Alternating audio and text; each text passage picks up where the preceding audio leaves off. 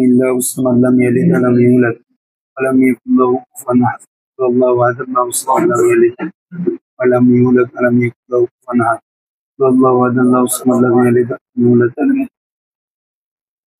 الشريف اللهم صل على سيدنا محمد معدن الجود والكرم منبع العلم والحلم والحكم وبارك وسلم। দেখো আমরা ইলমে উসুলে হাদিস, এটা হচ্ছে একটা শাস্ত্র। ইলমে উসুলে তাফসীর, ইলমে উসুলে ফিকহ, মানে আমরা যেভাবে ইংরেজি বাংলা এগুলোর জন্য গ্রামার আছে না, নাহুর আরবি শিখার জন্য নাহু গ্রামার না, সেভাবে হাদিসের যত উসুল আছে গ্রামার আছে এটাকে বলে উসুল সহজ ভাষায়। তাফসীরের উসুলকে বলে, তাফসীর রিলেটেড যত রুলস আছে এগুলাকে বলে উসুলুত তাফসীর। এভাবে ফিকের যত মাসালা বের করার যত উসুল আছে রুলস আছে এগুলাকে বলে কি উসুলুল ফিকহ। ঠিক আছে, অনুরূপভাবে হাদিস কোনটা সহি, কোনটা দঈফ, কোনটা কোন পর্যায়ের, কোন হাদিস গ্রহণযোগ্য, কোন হাদিস গ্রহণযোগ্য নয়, কোন হাদিসের মান কোন পর্যায়ের, ঠিক আছে, এগুলো নির্ণয়ের যে একটা পদ্ধতি সেটা হচ্ছে উসুলে হাদিস। এটা হচ্ছে কি রে, আমরা আজকে দুইটা বিষয় জানবো, কিতাব শুরু করবো আরো পর একটু করে করাবো। আমরা আজকে দুইটা বিষয় প্রথমে জানবো, একটা হচ্ছে তারিখে ইলমে হাদিস আর একটা হচ্ছে তারিখে ইলমে উসুলিল হাদিস। দুইটা বিষয়, একটা হচ্ছে ইলমে হাদিস কিভাবে এতটুকু পর্যন্ত এসেছে হাদিস, আর একটা হচ্ছে হাদিসের উসুল কিভাবে এতটুকু পর্যন্ত এসেছে, এটার ইতিহাসটা কি বলছি বুঝছো। খুব ভালো করে খেয়াল করবো, একদম এক নজর করে মনে রাখবা, ইনশাল্লাহ পুরোটা ভালো করে বুঝলাম। প্রথমে আমরা শুরু করব ইলমে তারিখ ইলমিল হাদিস, ইলমে হাদিসের তারিখ। দেখো প্রথমে আমরা হাদিসটা কার মাধ্যমে পেয়েছি, রাসূল সাল্লাল্লাহু আলাইহি ওয়াসাল্লামের মাধ্যমে। ইলমে হাদিসের তারিখটাকে কয়েকভাবে বিভক্ত, একটা হচ্ছে আহাদুন নবুয়া, মানে নবী করিম সাল্লাল্লাহু আলাইহি ওয়াসাল্লামের যুগ। দুই নম্বর হচ্ছে আহাদুস সাহাবী, সাহাবায়ে কিরামের যুগ। তিন নম্বর হচ্ছে আহাদুত তাবিঈ ওয়া তাবিঈত তাবিঈন, তাবি এবং তবে তাবিঈনের যুগ। এটাকে বলে আল কর্নুল আউয়াল, মানে প্রথম শতাব্দী। এরপর হচ্ছে দ্বিতীয় শতাব্দী, মানে 101 থেকে 200, এটা হচ্ছে কত শতাব্দী, দ্বিতীয় শতাব্দী। তারপরে 201 থেকে 300, এটা হচ্ছে তৃতীয় শতাব্দী। এভাবে 301 থেকে 400, এটা হচ্ছে চতুর্থ শতাব্দী। কি বলছি বুঝছো। এবার পঞ্চম শতাব্দী, এরপরে পঞ্চম শতাব্দী থেকে বর্তমান, টোটাল 6টা স্তর। কয়টা স্তর, রাসূল সাল্লাল্লাহু আলাইহি ওয়াসাল্লামের যুগ। ওই সময় ইলমে হাদিসের মূল মাম্বা বা হাদিসের মূল মাম্বা হচ্ছে আল্লাহ রসুল। রাসূল সাল্লাল্লাহু আলাইহি ওয়াসাল্লাম যেগুলো বলতেন, যা করতেন, যা দেখাই দিতেন, এগুলাই হাদিস। তুলে কি রে, সাহাবায়ে কেরাম রসুলের মজলিসে এভাবে বসতেন। রাসূল সাল্লাল্লাহু আলাইহি ওয়াসাল্লাম সাহাবায়ে কেরামকে বিভিন্ন বিষয় কি দিতেন, তালিম দিতেন, এবং বিভিন্ন সময় বিভিন্ন ফজিলতের কথা বর্ণনা করতেন। এবং সাহাবায়ে কেরামও যদি কোনো বিষয়ের সমস্যার সম্মুখীন হতেন তখন আল্লাহ রসুলের কাছে এসে কি জিজ্ঞেস করতেন। তখন হাদিসে তোমরা পড়লে পাও, সাআলতুন নাবিয়্যা সাল্লাল্লাহু আলাইহি ওয়াসাল্লাম, আমি নবীকে জিজ্ঞেস করেছি, ঠিক আছে না। হ্যাঁ, তো বিভিন্ন গ্রামের লোকটা এসে রসুলকে জিজ্ঞেস করতো, ইয়া রাসূলুল্লাহ, আমাকে কিছু এমন আমল বলুন যেগুলা বললে আমি জান্নাতে যাব। তো আল্লাহ রসুল সাল্লাল্লাহু আলাইহি ওয়াসাল্লাম বিভিন্ন আমলের কথা বলতেন, ঠিক আছে। এভাবে তোমার সাহাবায়ে কেরাম অনেক এক একজন এক এক দূরে অবস্থান করতেন।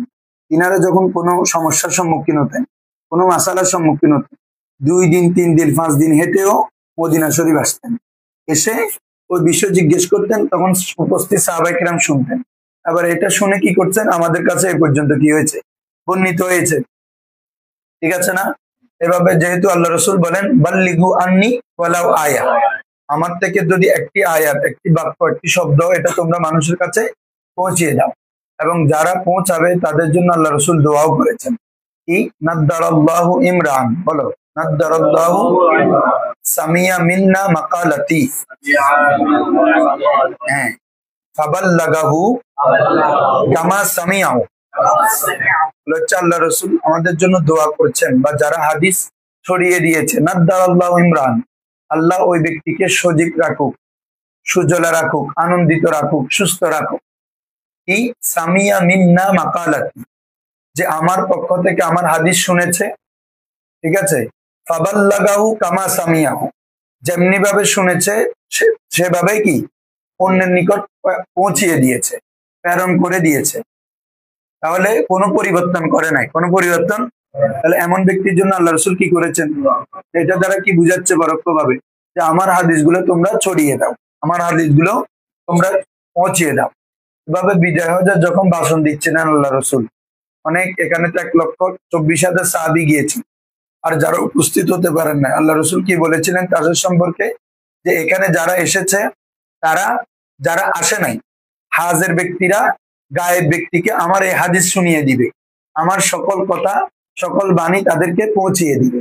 তাহলে এগুলো থেকে কি বোঝা যায় যে রসুল থেকে যত হাদিস শুনেছে এগুলো যেন সাহাবী অন্যদেরকে পৌঁছিয়ে, অন্যদেরকে কি। তাহলে এই হাদিসের মূল উৎস কি? আল্লাহ রসুল। তখন এলমে হাদিসের প্রচার প্রসারটা ছিল শুধু মুখে মুখে, কিরে আকসার ছিল কিরে মুখে মুখে। এক সাহাবী ওই মজলিসে শুনেছেন, অমুক সাহাবী শুনেন নাই, উনি উনাকে বর্ণনা করেছেন, উনারা ছিলেন, আরেক অনেক ছিল না, তাহলে উনারা উনাদেরকে কি করেছেন? বর্ণনা করেছেন। এভাবে এমনকি এমন হতো সাহাবায়ে কেরাম ফালা করে নিতেন, ফালা। যেমন হযরত ওমর রাদিয়াল্লাহু তাআলা আনহু, তিনার পাশে এই তোমার এটা বুখারীর মধ্যে এসেছে হাদিসটা, কিতাবুল ইলমে আছে। তো উনার পাশে এক আনসারী সাহাবী ছিল, উনারা কি করতেন? ফালা ভাগ করে নিছেন। একদিন আল্লাহ হযরত ওমর রাদিয়াল্লাহু তাআলা আনহু যাবেন, উনি যা শুনে আল্লাহ রসুল থেকে, যা দেখেন, কারণ আল্লাহ রসুলের কোল ফেল তাকরির সব হাদিস, কোলও হাদিস, ফেলও হাদিস, তকরিরও হাদিস। হ্যাঁ, তকরির মানে মনসম্মতি, সব হাদিস। তো যা দেখেন এগুলো ওমর রাদিয়াল্লাহু তাআলা এসে উনাকে বলবেন, উনাকে জানাবেন। আরেকদিন যেতেন যে ওই আনসারী সাহাবী ওমর রাদিয়াল্লাহু তাআলা উন্নুকে এসে বাকি উনি যা শুনেছেন, যা দেখেছেন সবগুলো জানাবেন। তাহলে দেখো ওনারা হাদিসটা শোনার জন্য কত ইয়া ছিলেন, ফালা ভাগ করে নিতেন। বা অথবা যারা শুনেছেন তারা যখন একটা হাদিস জানেন, ওই উনি তো জানেন মজলিসে কে কে ছিল, যে সাহাবী মজলিসে ছিল না ওনাকে হাদিসটা কি করে দিতেন? বর্ণনা করে দিতেন। তাহলে এইভাবে তখন হাদিসের প্রচার বিস্তৃতি ছিল কিরে সাফাউইয়ান, মুখে মুখে, কিরে লিখিত আকারে ছিল কিনা হাদিস। দেখো আল্লাহ রসুলের যুগেও হাদিস লিখিত আকারে প্রচলিত ছিল, কিরে প্রথম যুগে আল্লাহ রসুল লিখতে নিষেধ করেছেন, মান কাতাবা গায়রাল কোরআন ফালিয়ামহাউ, যে ব্যক্তি কোরআন ব্যতীত অন্য কিছু লেখে সে যেন তা মুছে দেয়, হাদিস শরীফ আছে। এটা কেন বলেছেন আল্লাহ রসুল? এটা বলার কারণ হচ্ছে তখন কোরআনও নাজিল হচ্ছিল, কোরআনও কি হচ্ছিল। তো এখন কোরআনও সাহাবায়ে কেরাম বিভিন্ন জায়গায় লিখে রাখতেছেন, চামড়ায়, পাতায়, বিভিন্ন জায়গায় পাথরের মধ্যে খুদাই করে রাখতেছেন। এখন হাদিসও যদি লেখা শুরু করে, কোরআন আর হাদিস ইখতিলাত হয়ে যাওয়ার সম্ভাবনা আছে না? মিলে যাওয়ার সম্ভাবনা আছে না? কোনটা হাদিস কোনটা কোরআন, এটা মিলে যাওয়ার সম্ভাবনা আছে কিনা? এই জন্য আল্লাহ রসুল সাল্লাল্লাহু আলাইহি ওয়াসাল্লাম প্রথম যুগে হাদিস লিখতে কি করেছেন? নিষেধ করেছেন। এই জন্য এখন যারা মুনকিরিনে হাদিস, কি মুনকিরিনে হাদিস মানে হাদিসকে অস্বীকারী, আহলে কোরআন দাবিদার, তারা এই হাদিসটা দলিল হিসেবে পেশ করে। সে বলে যে ইমাম বুখারী বা অন্যান্যরা যারা লিখেছেন হাদিস, এরা মূলত আল্লাহ রসুলের বিরুদ্ধে গিয়ে হাদিস লিখেছেন, নাউজুবিল্লাহ। ঠিক আছে, আল্লাহ রসুলের বিরুদ্ধে গিয়ে ওই হাদিস এটা পেশ করে। তাহলে আল্লাহ রসুল তো লিখতে নিষেধ করেছেন। আল্লাহ রসুল কেন লিখতে নিষেধ করেছেন, কি কারণে নিষেধ করেছেন, এটা দেখতে হবে না? যেমন আল্লাহ রসুল কবর জিয়ারত করতে প্রথমে নিষেধ করেছেন। আল্লাহ রসুল বলে কুনতু নাহাইতুকুম আন জিয়ারাতিল কুবুর, আমি তোমাদেরকে কবর জিয়ারত করতে নিষেধ করেছি, ফাল আন ফাজুরুহা, এখন তোমরা কবর জিয়ারত করো। তার মানে কি বুঝাচ্ছে? অবস্থার প্রেক্ষিতে একটা জিনিস হারাম থাকে, আবার পরে কি হয়? জায়েজ হয়, বলো না? প্রথমে কেন হারাম করেছেন? কারণ সবাই মাত্র মুশরিক থেকে, কুফুরি থেকে মাত্র মুসলিম ইসলামে আসতেছে। প্রথমেই যদি তাদেরকে কি রে কবর জিয়ারত, এখন এগুলো যদি পছন্দ, তারা কখন কবরকে পূজার স্থান বানিয়ে নিত। ঠিক আছে, যেহেতু তারা এখন মাত্র সূর্য পূজা করে এসেছে, গাছ পূজা, বাস পূজা, যত পূজা আছে সবগুলো করে এসেছে, এখন কবরকেও পূজার স্থান বানানোর কি সম্ভাবনা। এই জন্য আল্লাহ রসুল প্রথম যুগে কি করেছেন? নিষেধ করেছেন। পরবর্তীতে যখন সকলে ইমান কি হয়ে গেল? পাকাভুক্ত হয়ে গেল। ইমান পাকাভুক্ত মানে আগে পাকাভুক্ত ছিল না এমন না, অত হচ্ছে যখন ইসলামের বিষয়গুলো তারা যখন ভালো ভেবে কি ভালোভাবে আরো জানে গেল, ডিপলি জেনে গেল, তখন আল্লাহ রসুল বলছেন এখন কি করো? তোমরা জিয়ারত করো। তার মানে একটা জিনিস কখনো নিষেধ থাকা মানে এটা যে একদম আজীবনের জন্য নিষেধ এমনটা নয়। এই জন্য যারা মুনকিরিনে হাদিস, হাদিসকে অস্বীকারী, তাদের এই যুক্তি কোনোভাবে মেনে নেওয়া গ্রহণযোগ্য নয়। তাই বুঝছো? তোমরা খালি মূল কিতাব না, এগুলো বাহ্যিক অনেক এলম আছে, এগুলো আগে শোনো। তারপর এলমে হাদিস কিভাবে আসছে, উসুল কিভাবে আসছে, এগুলো জানতে হবে, তারপর কিতাবে ঢুকবে। শোনো, তাহলে এখন আসো। তাহলে প্রথম যুগে সাহাবা নবীর যুগে হাদিসটা মুখে মুখে প্রচলন বেশি ছিল। লিখিত আকারে হাদিস ছিল কিনা? লিখিত আকারেও হাদিস ছিল।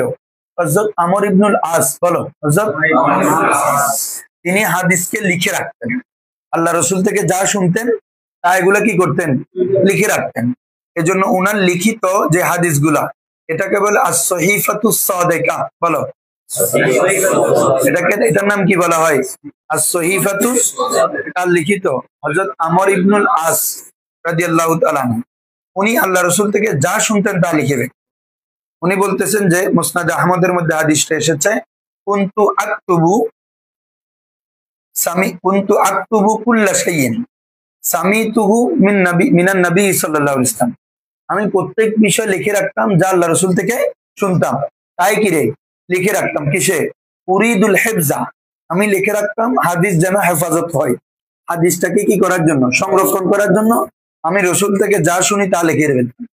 তো উনি বলতেছেন, আমি যখন যা শুনি তা লিখে ফেলেছি, তো কোরাইশরা আমাকে নিষেধ করে। ফানাহাতনি কোরাইশরা আমাকে নিষেধ করছে আনিল কিতাবা, লেখাতে। কেন?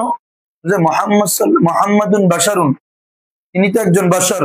ইয়াকুলু ফিল গাদাব ওয়ার রাদা, তিনি খুশি অবস্থায়, অসন্তুষ্ট অবস্থায়, রাগে অবস্থায় অনেক কিছু বলে। তুমি সবকিছু লিখে কেন ফেলো? এটা হচ্ছে মূলত উদ্দেশ্য খারাপ, কথা সুন্দর, উদ্দেশ্য কালিমাতুল হক ইউরাদু বিহিল বাতিল, মানে কি কথা সুন্দর, উদ্দেশ্য কি খারাপ বলো না। মানে কথা বলবে সুন্দর, বাজি তুমি এরকম এরকম করো, পিছনে ওর মকসদ আরেকটা। কি বলছে বুঝছো? হ্যাঁ, তাহলে এটা বলতেছে মূলত আল্লাহ রসুলের কোল হাদিস গুলা যাতে কি ছড়িয়ে না যায়, সংরক্ষণ না যেন না হয়, এটার পিছনে যুক্তি দিচ্ছে। উনি তো এক এক অবস্থায় থাকে, সবকিছু বলেন, তুমি সব কেন লিখে ফেলতেছ? তখন আমর ইবনুল আস কিছুদিন লেখা থেকে কি বিরুদ্ধ ছিলেন। এরপর আল্লাহ রসুল সাল্লাল্লাহু আলাইহি ওয়াসাল্লামকে এই ঘটনা বললেন। তখন আল্লাহ রসুল বলছেন, ফাযুকিরান নবী সাল্লাল্লাহু আলাইহি ওয়াসাল্লাম, রসুলের কাছে এই ঘটনা উল্লেখ করা হলো। তখন আল্লাহ রসুল কসম খেয়ে বলছে, ওয়াল্লাযী নাফসি বিয়াদিহি মা খারাজা মিন্নি ইল্লা হাক্কুন, ওই সত্তার শপথ যার কুদরতি হাতে আমার নফস, আমি নবী থেকে সত্য ব্যতীত কখনো মিথ্যা বের হয় না। সুবহানাল্লাহ। তাহলে এজন্য ওয়াল্লাযী, আল্লাহ, মা খারাজা মিন্নি ইল্লা হাক্কুন, হক ছাড়া আমার থেকে কোনো মিথ্যা। কারণ তুমি তো নবী, নবীদের কি ব্যাপার? আল্লাহ কি বলেন? ওয়ামা ইয়ানতিকু আনিল, এনারা হাওয়া থেকে কোনো কিছু বলেন না, প্রবৃত্তি দেখে নির্মন গড়া কোনো কিছু বলেন না। ওয়ামা ইয়ানতিকু আনিল হাওয়া ইন হুয়া ইল্লা ওয়াহয়ুন ইউহা, যা বলেন তা আল্লাহ প্রদত্ত ইলমের মাধ্যমে, ওহীর মাধ্যমেই বলেন। এরপর থেকে তিনি আবার লেখা আরম্ভ করলেন। এটা হচ্ছে সহিফায়ে সাদিকা আমর ইবনুল আস। এরপরে দেখো, হযরত আলী রাদিয়াল্লাহু তাআলা একটা সহিফা ছিল। কি ছিল? হ্যাঁ, লেখা ছিল। এরপর হযরত আলী রাদিয়াল্লাহু তাআলার কাছে একটা কি ছিল? সহিফা ছিল। এটা প্রথমে নিষেধ করেছেন, ওনার জন্য খুসুসি ভাবে কিছু কি ছিল, রুখসত। এরপরে সহিফায়ে আলী, বলো সহিফায়ে আলী। এগুলো মূলত রাসূলের যুগ এবং সাহাবীর যুগ বলতে পারে। সহিফায়ে আলী হচ্ছে আল্লাহ রসুল আলী রাদিয়াল্লাহু তাআলা আনহুকে কিছু বিষয়ে, বিশেষ করে তোমার মিরাজের সম্পত্তির ব্যাপারে, কিসের ব্যাপারে?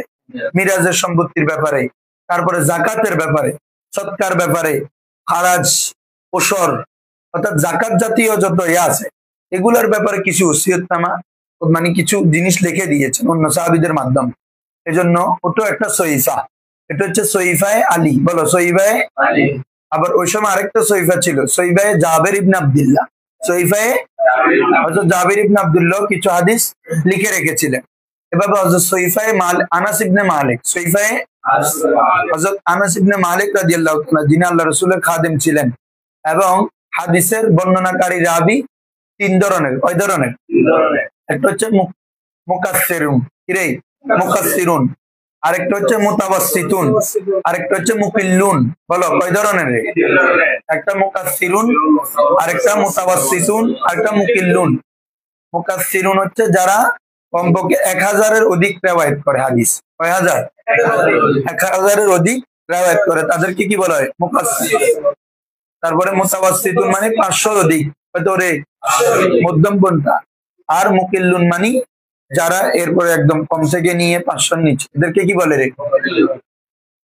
আবার আরেকটা আছে মুকিল্লুন, আরো একটা ভাগ আছে, এটা তারপরে মুসুন্না, এই তিনটা। তো মুকাসসিরুন সাহাবী হচ্ছে 7 জন। কয়জন? যারা কমে কত 100-র উপর হাদিস, 1000-এর উপর হাদিস বর্ণনা করেছে। তার মধ্যে প্রথম তো জানো হযরত আবু হুরায়রা রাদিয়াল্লাহু আনহু, তিনি 5374, 5374। এরপরে হচ্ছে হযরত আব্দুল্লাহ ইবনে ওমর, এরাই উনি 2660টি হাদিস বর্ণনা করছে। কত? 2660।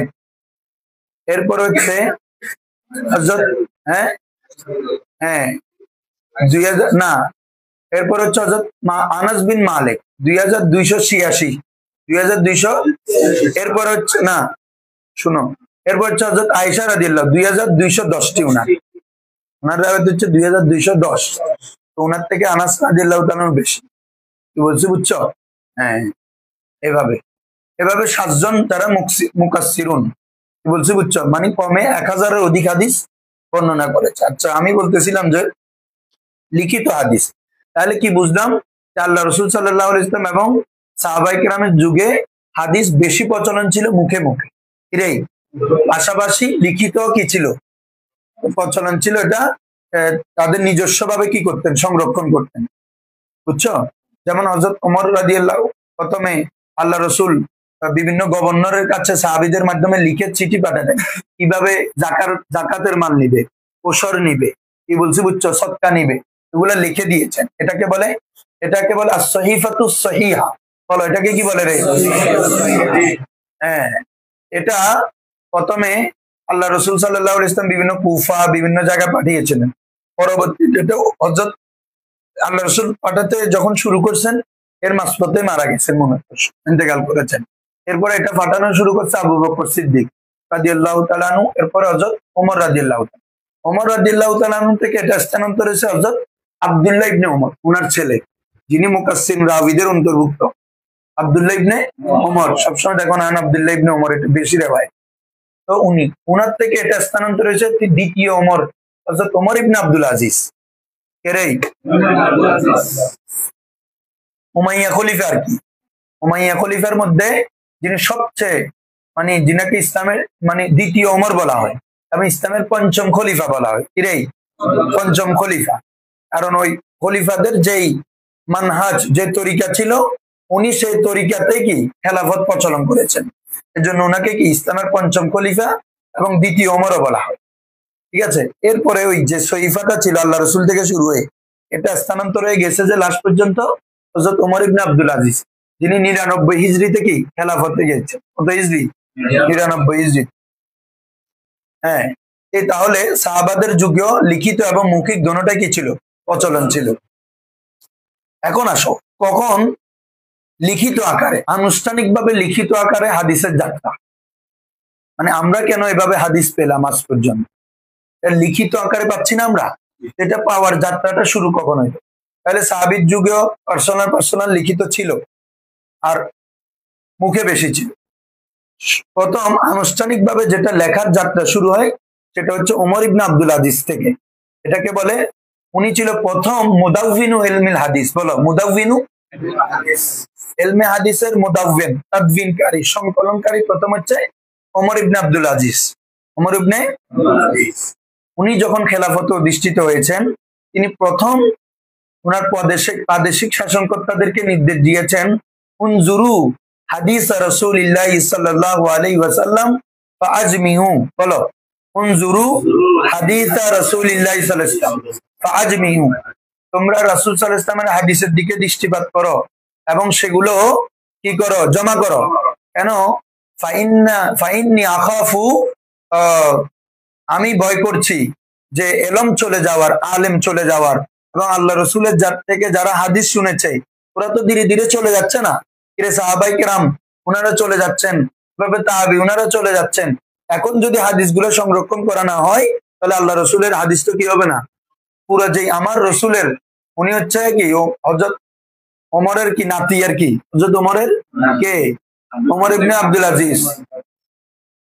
ওই ওমর রাদিয়াল্লাহু তাআলা আনহু যে একটা মেয়েকে যখন ওই রাত্রিবেলায় দেখতে গেছেন, যখন দুধে আমি সাথে দেন নাই, এই ওই মহিলা উনাকে বিয়ে করাইছেন যে কি হযরত এই আব্দুল্লাহ ইবনে ওমর রাদিয়াল্লাহু তাআলা, উনার ঘরের এই মানে কি বলে যে মেয়ে না, মেয়ের ঘরের না, উনার ঘরের ছেলে হচ্ছে হযরত ওমর ইবনে আব্দুল আজিজ, মানে সরি উনার ঘরের ছেলের ছেলে আর কি, নাতি আর কি, মেয়ের ছেলে।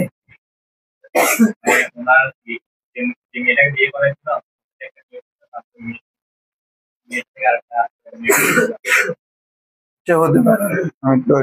আচ্ছা ধরো, তাহলে এই ওমর ইবনে আব্দুল আজিজ প্রথমে এসে সরকারি ভাবে ঘোষণা দিলেন কি, যে তোমরা আল্লাহ রসুলের হাদিসকে দেখো, এগুলাকে কি করো, জামা করো।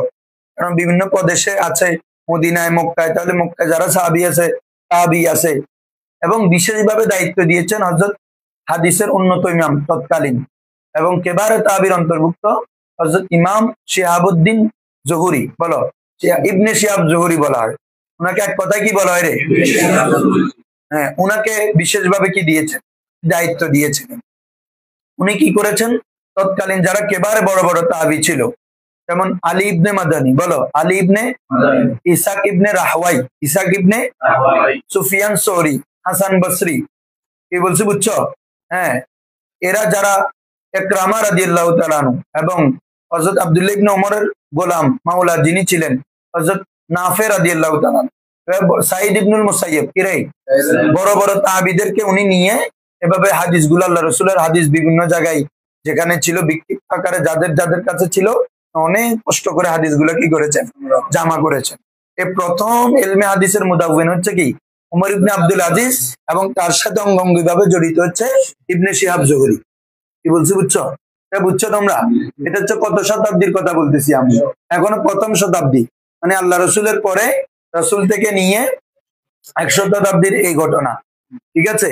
এ সময়ের মধ্যে তখন এই কি বলে যে যেগুলো সংরক্ষণ করেছে, হাদিস জমা করেছে, ওমর ইবনে আব্দুল আজিজ কি করেছেন, ওগুলো একটা একটা কফি প্রতি যেগুলা ছিল প্রদেশ ছিল, মদিনা, মক্কা, কুফা, এক একটা প্রদেশ না, প্রত্যেক জায়গায় এক একটা কফি কি করেছেন, প্রেরণ করেছেন, ছড়িয়ে দিয়েছেন। তাহলে এখান থেকে আনুষ্ঠানিকভাবে কি ইলমে হাদিস লিখিত আকারে যাত্রা শুরু, বুঝছো এতটুকু? এরপরে আসো, এরপরে হচ্ছে হিজরি 2য় শতাব্দী, তার মানে 100 থেকে 200, 100 থেকে কত রে, এ সময়ের মধ্যে যারা ইলমে হাদিস নিয়ে সবচেয়ে বেশি কাজ করেছেন লিখিত আকারে, তার মধ্যে হচ্ছে ইমাম মালিক। কে? ইমাম মালিক, মালিক মাযহাবের ইমাম। ওনার জন্ম হচ্ছে 90 হিজরি, কত, আর মৃত্যু হচ্ছে 179 হিজরি, 100, তাহলে ওনার টোটাল হায়াত 90 বছর, টোটাল হায়াত বছর। এবং ওই এই শতাব্দীতে আরো যারা উনি লিখেছেন কিতাব, ওনার কিতাবের নাম হচ্ছে মুয়াত্তা ইমাম মালিক। কি রে, মুয়াত্তা ইমাম মালিক আছে না, এই দেখো লিখিত আকারে কিভাবে শুরু হল। তখন থেকে উনি এখানে বিভিন্ন বিষয় ভিত্তিক, আগে তো এমনি হাদিস জমা করেছেন, 2য় শতাব্দীতে বিভিন্ন শিরোনাম ভিত্তিক, অধ্যায় ভিত্তিক হাদিস রচনা শুরু হয়েছে।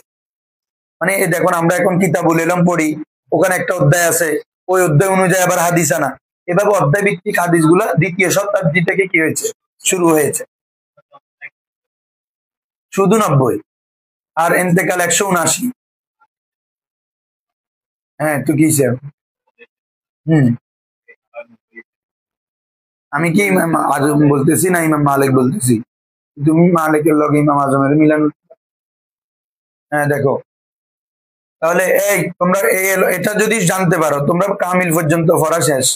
কোন বিষয়ে? তারিখ ইলমে হাদিস, উসুল হাদিসের ইতিবৃত্ত, এটা নিয়ে একটা এমনি প্রশ্নই থাকে, ঠিক আছে। অনার্স বলো, মাস্টার্স বলো, কামিল বলো, এবং ইলমে হাদিস এবং তারিখ ইলমে হাদিস পুরো হিস্ট্রিটা জানা থাকে, এটা চারটিখানি বিষয় না, বলছি বুঝছো।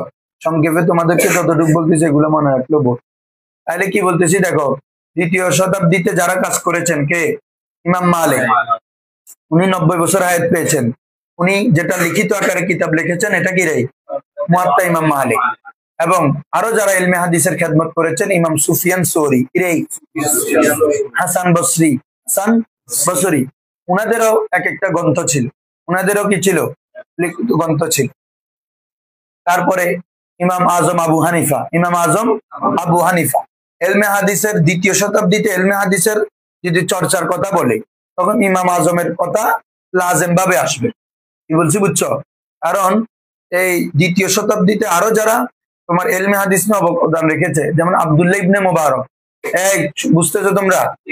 আব্দুল্লাহ ইবনুল, ইমাম আজমের ছাত্র, ইমাম আজমের কি? আব্দুল্লাহ ইবনে মুবারক ইমাম বুখারীর উস্তাদ। তাহলে ইমাম বুখারীর পরোক্ষভাবে দাদা উস্তাদ কে? ইমাম আজম আবু হানিফা। বলছি বুঝছো? হ্যাঁ, এভাবে ইমাম আবু ইউসুফ, ওনার একটা হাদিসের কিতাব ছিল কিতাবুল খারাজ, বলো কিতাবুল। এভাবে ইমাম মুহাম্মদের কিতাব ছিল কিতাবুল আসার, কিতাবুল আসার। এগুলো কত শতাব্দীতে? দ্বিতীয়। কারণ এরা প্রত্যেকে ইমাম আজমের ছাত্র। ঠিক আছে, ইমাম আবু ইউসুফ, ইমাম মুহাম্মদ এবং ইমাম আবু হানিফার দিকেও নিসবত করা হয় ফিকহুল আকবর, কিতাবুস সুনা, ধরো আল ফিকহুল আকবর, এরাই, ওটা তো আকীদার কিতাব। ওনার আরেকটা কিতাব আছে মুসনাদে ইমাম আবু হানিফা, মুসনাদে, এ অনেক কথা আছে, ওটা বিশ্লেষণ করতে গেলে এটা হবে না। হ্যাঁ, তো ওই সময়ের মধ্যে এই তাবিরা, বড় বড় কেবারে তাবি এবং তবে তাবিরা ইলমে হাদিস মুখেও বলতেন, লিখিত রাখতেন এবং ইলমে হাদিস শিকার জন্য এরাই রেহলা, সফর শুরু হয়েছে। তখন এক একজন, যিনি কুফায় ছিলেন তিনি ইরাকে যেতেন, বাগদাদে যেতেন, মদিনায় যেতেন, মক্কায় যেতেন, বিভিন্ন অঞ্চলে যেখানে যেখানে সাহাবী তাবিদের কোচ ছিল সেখানে তারা চলে যেতেন। এই যুগে যারা কিছু প্রখ্যাত তাবিদের এবং যারা ইলমে হাদিস নিয়ে অবদান রেখেছে তাদের নাম শুনো। এই যুগে যারা নাম রেখেছে হযরত ইমাম সুফিয়ান সৌরি, ইরেই, তারপরে হযরত হাসান বসরি, তারপরে ইমাম মালিক, ইরেই, ইমাম মালিক, ইমাম আজম আবু হানিফা, ইমাম আবু ইউসুফ, ইমাম মুহাম্মদ, ইমাম শাফি, ইমাম শাফি, ইমাম ইবনে শিহাব জুহরির কথা বললাম না, ইবনে শিহাব জুহরিকে প্রথম শতাব্দী ধরা হয়, ওনার মৃত্যু কিন্তু আরো পরে। কারণ 99 হিজরিতে আনা কে হয়েছে? আব্দুল্লাহ ইবনে ওমর ইবনে আব্দুল আজিজ খেলাফতে আসে, তাহলে উনি তো আরো পরে বেঁচেছিলেন, উনি দ্বিতীয় শতাব্দীতে কি আছেন। আলী ইবনে মাদানী, এরা এই সময়ের মধ্যে ছিল। এরপরে আসো, তাহলে এই সময় রচিত হয়েছে কিন্তু ব্যাপক আকারে কি হয় নাই ইলমে হাদিসের, যেটা স্বর্ণ যুগ, ঠিক আছে, গোল্ডেন ইরা, আজ আল আসরুজ জাহাবি বলা হয়। কিরে বলো? কত সময় কতটুকু হয়েছে? হ্যাঁ হ্যাঁ, তাহলে অনেক সময়। দেখো, আল আসরুজ জাহাবি, এটাকে কি বলে? গোল্ডেন ইরা অফ ইলমে হাদিস, ইলমে হাদিসের স্বর্ণালী যুগ। এটা হচ্ছে তৃতীয় শতাব্দী, 200 থেকে 300। এই শতাব্দীতে ইলমে হাদিসের যত কিতাব আছে এগুলো রচিত হয়েছে। সেগুলো কি? সিয়াসিত্তার কিতাব, সবগুলো এই শতাব্দী। সিয়াসিত্তার কিতাবগুলো কি রে?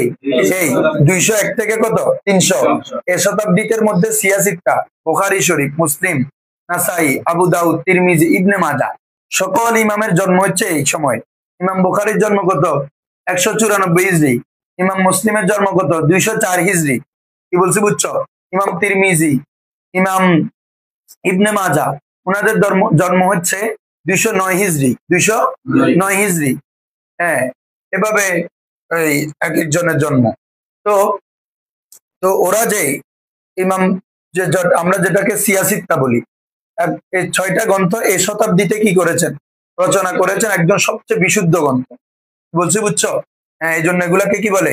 সিয়াসিত্তা। ইমাম বুখারীর ইন্তেকাল কত? 256। কত রে? 194 ইন্তেকাল, জন্ম 256 হচ্ছে কি রে? ইন্তেকাল। এই উনি রচনা করেছেন ইলমে হাদিসের উপর আল জামিউস সহিহ লিল ইমাম বুখারী, ঠিক আছে। হ্যাঁ, তারপরে হচ্ছে ওনার কিতাব আদাবুল মুফরাদ, আদাবুল। উনি আবার উসুলের উপরও কাজ করেছেন। ওনার আরো 2টা কিতাব আছে, আল জামিউস সগীর, আল জামিউল কবির। বলো, আল জামিউস সগীর। উনি আবার রফুল ইয়াদাইনের পক্ষে ছিলেন, ওটার উপর আলাদা স্বতন্ত্র কিতাব রচনা করেছেন, মাসআলা জুজু রফিল ইয়াদাইন, জুজু রফিল ইয়াদাইন ফিস সালাত। এটার উপর আলাদা রিসালা রেখেছেন। কি বলছি বুঝছো? তাহলে ইলমে হাদিস নিয়ে লিখিত আকারে কাজ শুরু হয়ে গেছে এক ব্যাপকভাবে। এরপরে ইমাম মুসলিমও লিখেছেন। কি বলছি বুঝছো? ইমাম মুসলিমের কিতাব সহিহ মুসলিম, এভাবে ইমাম আবু দাউদ শরীফ, ঠিক আছে, এভাবে সুনানে আবু দাউদ, এটাকে কি বলে সুনানে আবি দাউদ, ইমাম নাসাই সুনানে নাসাই, ঠিক আছে, এগুলোর আলাদা আবার নিজস্ব নাম আছে। সুনানে নাসাইর মূল নাম হচ্ছে আল মুনতাখাবুল মুজতাবা। হ্যাঁ, এগুলার এমনি আমভাবে আমরা বলি আর কি, সুনানে আবি দাউদ, সুনানে নাসাই, বুখারী শরীফের বহুত লম্বা নাম আছে। কি বলছি বুঝছো? শোনো, তাহলে এভাবে আবু দাউদ শরীফ, এভাবে নাসাই শরীফ, তিরমিজি শরীফ, এই সিয়াসিত্তার গ্রন্থগুলো কত শতাব্দীর? তোমাদের কাছে কঠিন লাগতেছে? হ্যাঁ হ্যাঁ, এগুলো কোথায় কখন রচনা হয়েছে এগুলো একটা এখন ধারাবাহিক হিস্ট্রি, এমনি জানো যে না কিতাব এগুলো কেমনে আসছে, কোথায় থেকে আসছে জানতে হবে না। হ্যাঁ, তারপরে আসো, এবং ওই সময় আরো কিছু কিতাব রচনা হয়েছে। এই মুসান্নাফে ইবনে আব্দুর রাজ্জাক, বলো মুসান্নাফে ইবনে, উনি ইমাম বুখারীর উস্তাদ, ইমাম বুখারীর মুসান্নাফে ইবনে আবি শাইবা, মুসান্নাফে ইবনে, হ্যাঁ, এগুলা ওই শতাব্দীতে 200 থেকে 300 এই শতাব্দীতে এই কিতাবগুলো কি হয়েছে, এগুলা কিন্তু ইমাম বুখারীর আগের কিতাব। কিসের কিতাব রে? এবং ইবনে আব্দুর রাজ্জাক ইমাম বুখারীর উস্তাদ, বুখারী শরীফে অসংখ্য অগণিত হাদিস ইমাম বুখারী আব্দুর রাজ্জাক থেকে বর্ণনা করেছেন। কি বলছি বুঝছো? হ্যাঁ, তো এরপরে আসো, তাহলে এই সময়টা ব্যাপক, এটাকে এর জন্য বলে কি আল আসরুজ যাহাবি, স্বর্ণ যুগ, সোনালী যুগ। কারণ হচ্ছে পুরো হাদিসের যেটা মূল জখিমা এটা তো পাওয়া গেছে এই সময়, তাই না রে? সিয়াসিত্তার গ্রন্থগুলা যেগুলা মূল, হ্যাঁ,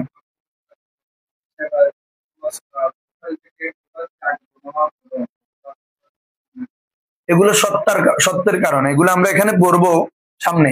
কারণ ইমাম বুখারী যে সত্য ক্রাইটেরিয়া দিয়ে হাদিস নিয়েছেন ওই ক্রাইটেরিয়া দিয়ে ওনারা নেন নাই।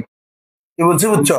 হ্যাঁ, তাহলে পাবে না, ওনাদেরও সত্য আছে, ওনাদেরও কি আছে যে ইমাম বুখারীর সত্য কঠিন। কি বলছি বুঝছো? ইমাম বুখারীর সত্যগুলো কি সবচেয়ে কঠিন, এবং উনি উনার 6 লক্ষ হাদিস মুখস্থ ছিল। এগুলো তো বিস্তারিত বললে লম্বা ইতিহাস, এক একজন ইমামকে নিয়ে আবার বলতে হবে, ঠিক আছে? এই জন্য তো আমি ধারণা দিয়ে চলে আসতেছি। ইমাম বুখারীর 6 লক্ষ হাদিস থেকে 3 লক্ষ হাদিস প্রথমে বাছাই করেছেন। 6 লক্ষ, 3 লক্ষ থেকে 1 লক্ষ হাদিস উনার সত্য অনুযায়ী সহি, উনার সত্যে। ওখান থেকে আবার বাছাই করে কত হাদিস এনেছেন? 4000। বেলা তাকরার, বুখারী শরীফের তাকরার ছাড়া হাদিস আছে কয় হাজার? এক হাদিস কয়েকবার আসছে, ওগুলো সহ হিসাব করলে 7200, 7000। কেউ ইমাম বদরুদ্দিন আইনি বলেছেন 7397টি, বলো 7300, যেটার মধ্যে ইমাম বদরুদ্দিন আইনি, যা বুখারী শরীফের ব্যাখ্যা লিখেছেন, উমদাতুল কারি, হানাফি মাযহাবের একজন ইমামও। তো উনি বলেছেন মাআত তাকরার, তাকরার সহকারে 7397। আর বেলা আবার কেউ কেউ বলেছেন, জমহুর আমভাবে বলে 7000, আর কি রে 7000। আর বেলা তাকরার মানে তাকরার ছাড়া স্বতন্ত্র হাদিস 4000। কত রে? এই এভাবে ওগুলা বিস্তারিত আমরা পড়বো ইনশাআল্লাহ। তো ওনার সত্যের কারণে ওটার মর্তবা এতটুকু, ঠিক আছে, বুখারী মুসলিমের। তো এখন আসো এরপরে, তাহলে এটা সোনালী যুগ। এরপরে এই সময়ের পরে 301 থেকে 400, এটাকে বলে চতুর্থ শতাব্দী। কিরে, চতুর্থ শতাব্দী। এই শতাব্দীতেও ইলমে হাদিসের বড় বড় কিতাবগুলো রচনা হয়েছে। আচ্ছা, একটা তো বলতে ভুলে গেলাম, এর আগে মুসনাদে ইমাম আজম ছিল ইমাম আহমদ, হাদিসের সবচেয়ে বড় কিতাব, 30 খন্ড। কত রে? প্রায় 30,000 উপরে হাদিস আছে এটা। হাম্বলি মাযহাবের ইমাম আর কি বলছি বুঝছো? মুসনাদে ইমাম আহমদ, উনি হাদিসের তৎকালীন সবচেয়ে বড় ইমাম ছিলেন। কি বলছি বুঝছো? 100 থেকে 200-র মধ্যে। আমি তো 3য় শতাব্দী বলে ফেলছি, এটা বলতে ভুলে গেছিলাম। 100 থেকে 200 শতাব্দীর মধ্যে সবচেয়ে হাদিসের একজন বড় ইমাম ছিলেন কে? ইমাম আহমদ বিন হাম্বল। এবং তিনি নাক্কাদ মুহাদ্দিস ছিলেন। নাক্কাদ মুহাদ্দিস মানে বুঝো, যে মুহাদ্দিসরা হাদিসের তানকিদ করেন, হাদিসটা কোন পর্যায়ে, এর রাবি কোন পর্যায়ে, রাবি কি সাকা কিনা, রাবি কি সাকা কিনা, তার মধ্যে পূর্ণ হেফজ শক্তি আছে কিনা, তার মধ্যে আদালত আছে কিনা, তার বংশ কেমন, তিনি কোথায় কোথায় হাদিসের জন্য সফর করেছেন, একদম রাবি সম্পর্কে বিস্তারিত এলম থাকতো ওনাদের। তার মধ্যে একজন হচ্ছে কি ইমাম আহমদ ইবনে হাম্বল, বলছি বুঝছো, উনি নাক্কাত মুহাদ্দিসদের অন্তর্ভুক্ত। তো এরপরে তাহলে তৃতীয় শতাব্দী গেলে, ওটা হচ্ছে দ্বিতীয় শতাব্দী, আমি বলতে ভুলে গেছি, তো না হলে হক আদায় হবে। উনি মাযহাবের ইমাম, তো ওনার কিতাবটা আছে না এখনো, 30 খণ্ড, 30 ভলিউম আছে, তো কিতাবুর রিসালা, কিতাবুর রিসালা। এবং ওটার কথা আসবে, উসুলে হাদিসের কথা যখন বলবো ওটার কথা চলে আসবে। আসো, তো এখন এরপরে চতুর্থ শতাব্দী, এই শতাব্দীতে কিতাব রচনা করেছেন ইমাম ইবনে হিব্বান। ইমাম কিতাব নাম হচ্ছে সহিহ ইবনে হিব্বান, সহিহ ইবনে হিব্বান।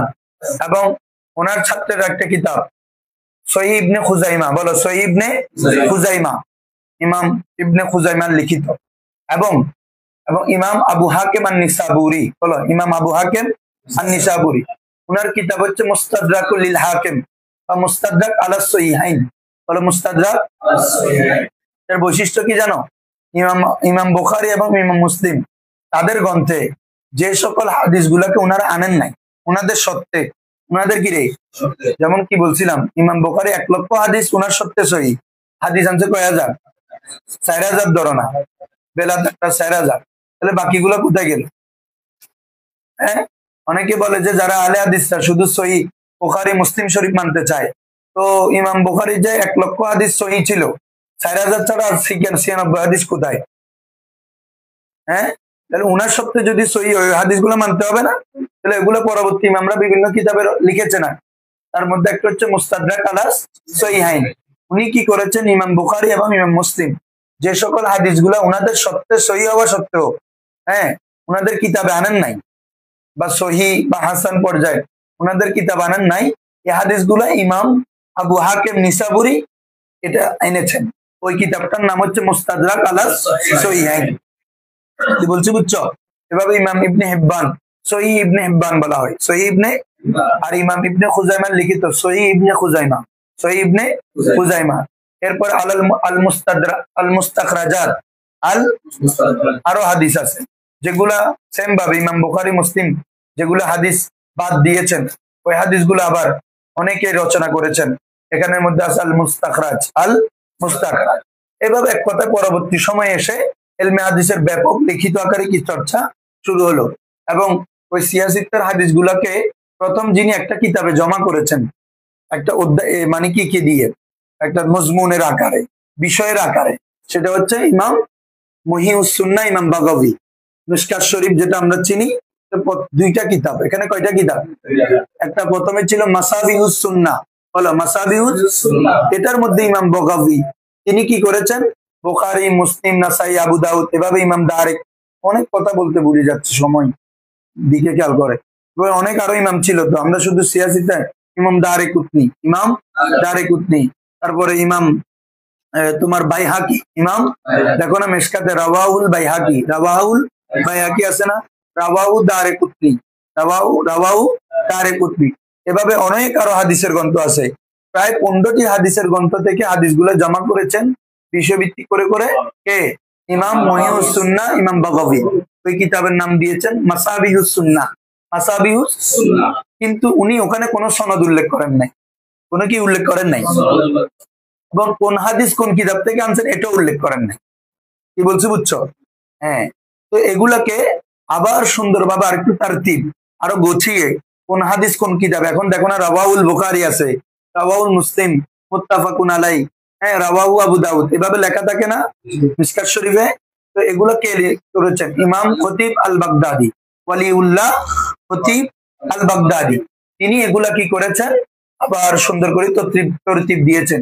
এরপর এটার নাম দিয়েছেন মিশকাতুল মাসাবি, মিশকাতুল মাসাবি। কি বলছি বুঝছো? হ্যাঁ, এবং তিনি এখানে আরো হাদিস বাড়িয়েছেন, আরো হাদিস কি করেছেন? আগে মিশকাত শরীফে প্রতি অধ্যায়ে ফসল ছিল 2টা, কয়টা ছিল? এরপরে ইমাম খতিব আত-তিবরিজি তিনি 3টা করে ফসল করেছেন, মানে 3টা পরিচ্ছেদ, একটা বাবের অধীনে কয়টা পরিচ্ছেদ? 3টা পরিচ্ছেদ করে তিনি এভাবে সাজিয়েছেন। এটা হচ্ছে ইমাম খতিব আল ওয়ালিউল্লাহ খতিব আত-তিবরিজি, এটার নাম দিয়েছেন কি? মিশকাতুল মাসাবি। এভাবে পরবর্তীতে ইমাম তাবরানীর লিখিত চাল মুজামুল কবির, মোজামুল ওয়াসিত, মোজামুস সগীর, পরবর্তীতে জালালউদ্দিন সুয়ুতি, জামিউল কবির, জামিউস সগীর, বলছে বুঝছো। পরবর্তী ইমামরা আরো অনেক কিতাব কি করেছেন, রচনা করেছেন। এখন পর্যন্ত আমাদের নিকটে ইলমে হাদিস পৌঁছেছে, বুঝছো। পুরা ইতিহাসটা বুঝছো তো, রসুল থেকে নিয়ে ইলমে হাদিসের কিভাবে মানে এই পৃথিবীতে ইলমে হাদিস কি হলো, সংরক্ষণ হলো। না, এগুলা তো মজা, এগুলো পরবর্তী সময় বর্ণিত হয়েছে, তো বর্ণিত হয়ে কিতাবে চলে এসেছে।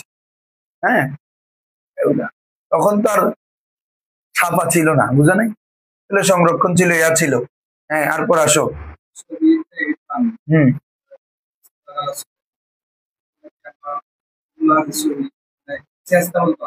না না, এগুলা নিয়ে এগুলা হাদিসের বিধান কেন জন্ম, তোমাকে আমি তো আরিফ বলতেছি। হাদিস তো দৈব হাদিস তো সিয়াসিতের গ্রন্থের মধ্যে আছে, বুঝো নাই। নাসাইর মধ্যে কি বলে যে ইবনে মাজার মধ্যে অনেক দৈব হাদিস আছে। কি বলছি বুঝছো, কত হয়েছে সময়, যাবাগা। হ্যাঁ,